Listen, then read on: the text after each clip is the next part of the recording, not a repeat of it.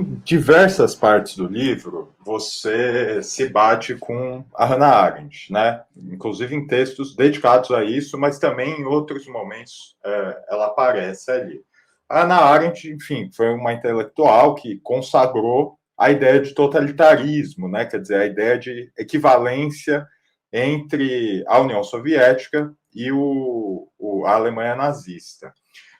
Só que é interessante porque me parece que essa ideia de totalitarismo, no fundo dela, ou na base dela, existe uma ideia anterior, que a Hannah Arendt também usa, que é essa denúncia liberal conservadora da Revolução como uma explosão de violência, né? Quer dizer, existiria um problema na violência usada pelas massas, mas a violência para quebrar a ordem, mais a violência institucional, a violência das elites para manter a ordem não seria tão problemática, não levaria aos problemas totalitários que a Hannah Arendt denuncia e etc.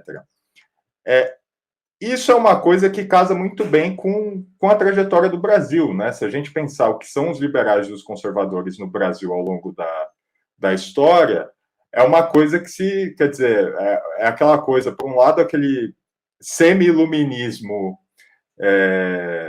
dos liberais, mas querendo manter a escravidão, né?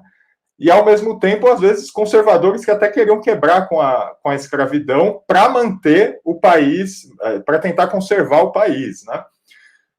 Eu queria saber como é que você vê essa questão da violência hoje, o papel revolucionário da violência e, por outro lado, essa violência cotidiana, que muitas vezes sequer é chamada de violência, né? Veja, a Hannah Arendt ela aparece bastante no livro, acho porque ela é a principal teórica, né?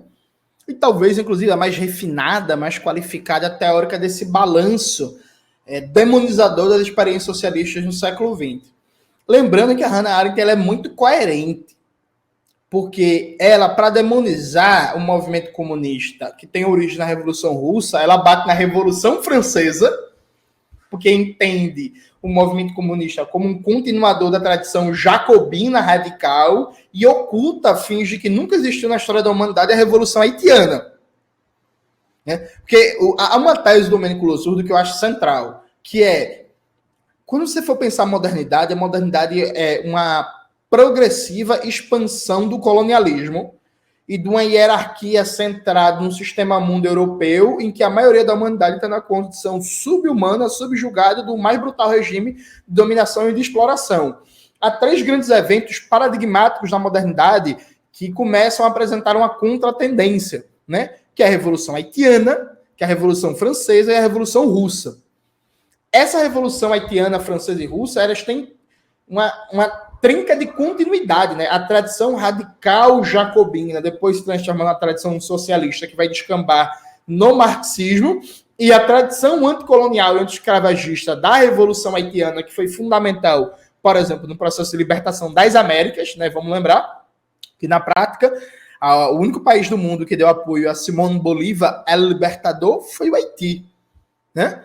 Então, assim, essa tradição anticolonial, anti-escravagista também se encontra com o marxismo a partir da Revolução Russa, né, que a Internacional Comunista coloca como critério central para se aderir à Internacional Comunista, tomar uma posição anticolonial de fato, coerente, sem contradições, sem conciliações a qualquer tipo de chauvinismo burguês. Então, essa tradição jacobina e essa tradição haitiana se encontram na Revolução Russa e tem uma continuidade, né? Que passa pela Revolução Cubana, Revolução Chinesa, revoluções africanas e por aí vai. Então a Hannah Arendt ela é muito coerente, porque o que é que ela faz? Ela, primeiro, demoniza toda essa tradição e demoniza a Revolução Haitiana por ocultamento, né? Que esse é um ponto, inclusive, que eu acho que até errei de não dar devida atenção a isso, né? Eu acho que eu debati muito, por exemplo, já os ataques de Hannah Arendt à tradição jacobina, à tradição bolchevique, e não dei a devida atenção de quanto nesses ataques ela simplesmente finge que a Revolução Haitiana não existe. E, gente, ninguém faz um debate sério sobre o século XIX sem falar do peso da Revolução Haitiana, viu? No Brasil, por exemplo, a classe dominante brasileira da época do Brasil Império, por exemplo, morria de medo do que se chamava de haitianização do Brasil. Viu? Antes do fantasma do comunismo, o grande fantasma para a elite dominante no Brasil era o fantasma da haitianização. Quando eles viram a revolta dos malês, eles viram naquilo ali um prenúncio de uma revolução estilo haitiana no Brasil. Pra vocês terem uma ideia da importância daquilo ali no Brasil, em todos os países da América Latina e no mundo como um todo. Mas a Hannah Arendt, ela faz algumas malícias, né? Ela demoniza o papel da violência dos oprimidos, não fazendo um debate sobre a violência constitutiva do sistema capitalista imperialista.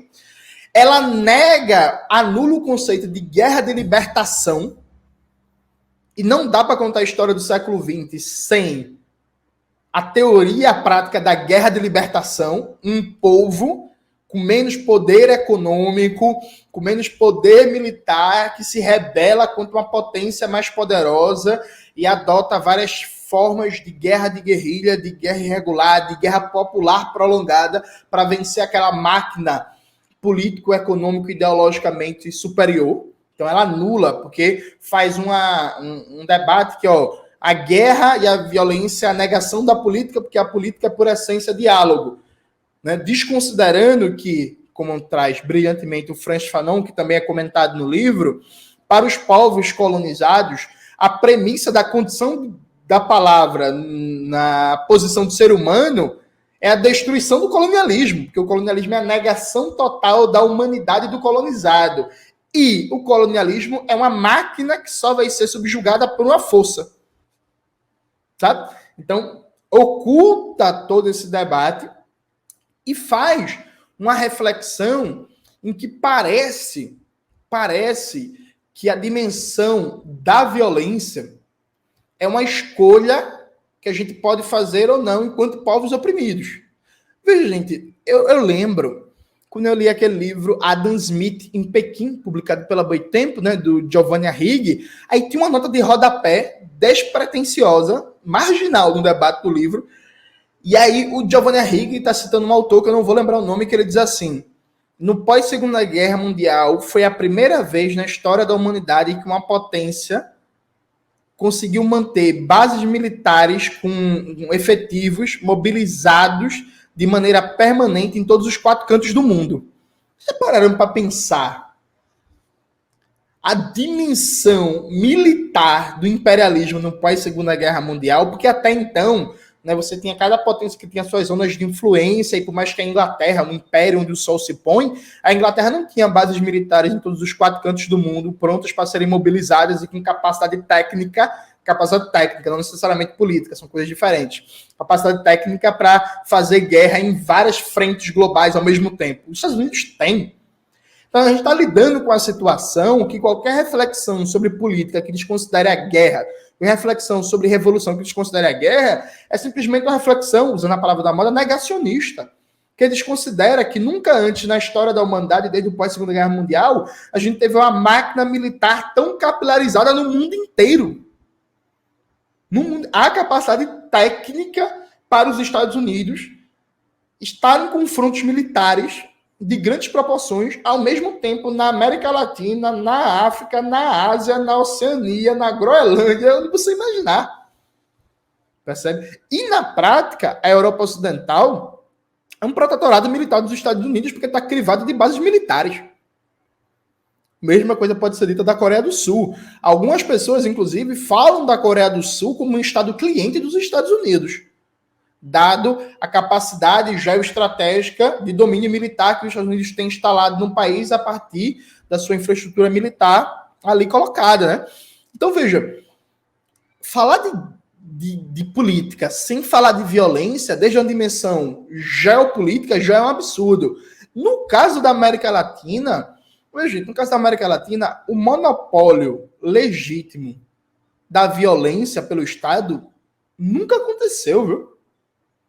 O que existe é um privilégio do uso da violência pelo Estado, ou seja, uma prerrogativa primeira. Mas, por exemplo, no Brasil e nos demais países da América Latina, os proprietários fundiários nunca foram desarmados.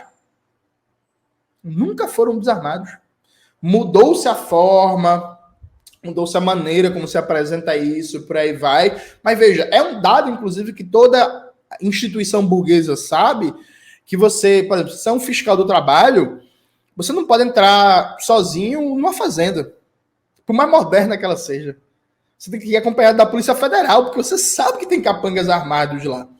Isso é um dado conhecido. Eu lembro quando eu pagava a cadeira de História do Açúcar, lá na UFPE, História dos Trabalhadores do Açúcar, né, com a brilhante professora Cristine Dabá, ela comentava que mandava os orientandos dela quando tinha a fiscalização do Ministério da Justiça do Trabalho junto com a Polícia Federal, e eles só entravam na fazenda junto com a Justiça do Trabalho e junto com a Polícia Federal, e as próprias pessoas do judiciário só entravam nas fazendas, nas usinas de cana-de-açúcar com a Polícia Federal com medo.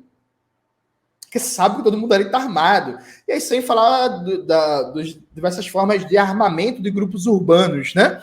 Legais ou ilegais, por aí vai. Então, veja, goste ou não, a violência é um dado da realidade. Negar a violência, negar o papel da força na disputa política é uma bela forma da gente ser derrotado.